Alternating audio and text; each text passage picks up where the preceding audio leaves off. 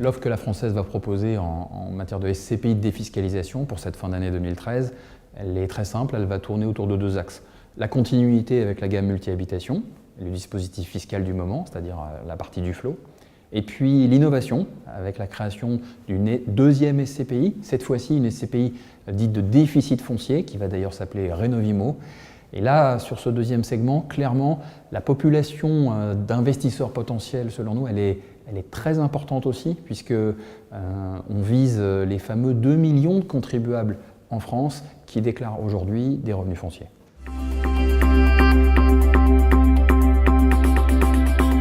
Ce que l'on vise au travers de cette SCPI, c'est tout simplement l'acquisition d'immeubles anciens, de centre-ville. Et ces immeubles anciens de centre-ville, on va y réaliser des travaux de rénovation en profondeur et éligibles selon le régime fiscal, le régime de la fiscalité foncière, aux fameuses dépenses d'entretien, de réparation et d'amélioration. Donc on sera sur je l'ai dit, dans les quartiers, dans les centres-villes, dans les quartiers historiques de ces centres-villes, dans les parties les plus commerçantes, les plus dynamiques de ces centres-villes.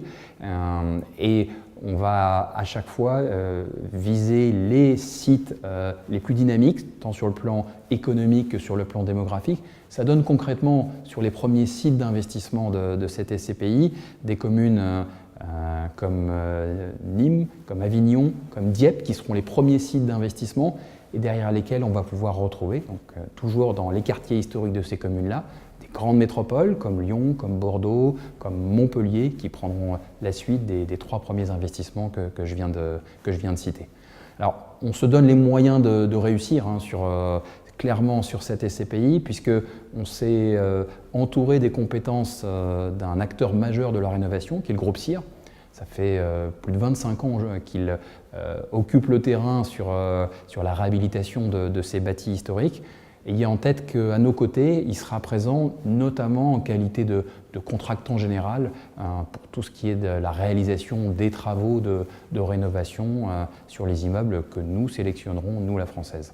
Les 3 grands principes de cette SCPI, c'est 1, une situation géographique adaptée, 2, c'est une qualité du bâti existant et puis de son environnement, et puis 3, évidemment, des travaux de qualité qu'on réalisera sur ces sites d'investissement.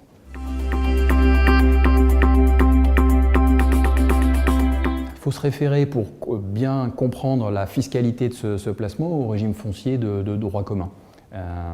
La possibilité de déduire sans plafonnement toutes les dépenses dites d'entretien, de réparation et d'amélioration. Voilà, c'est le principe qui va prévaloir pour cette SCPI, sachant qu'en cas de déficit généré par la réalisation de ces travaux, l'investisseur a la possibilité d'imputer ces fameux travaux que je viens de citer sur son revenu global jusqu'à un montant de 10 700 €. Gardons bien en tête aussi le fait que cette fiscalité sur le foncier échappe à tout plafonnement des niches fiscales. Ça va être un atout de plus dans la commercialisation de ce produit.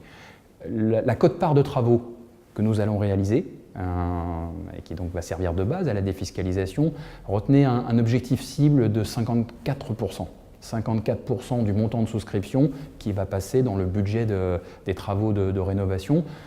On vous a épargné tous les calculs. Ayez en tête que pour un contribuable dans les tranches d'imposition les plus élevées, on va tangenter une réduction d'impôt à près de 35% s'il est encore une fois dans les tranches d'imposition les plus significatives.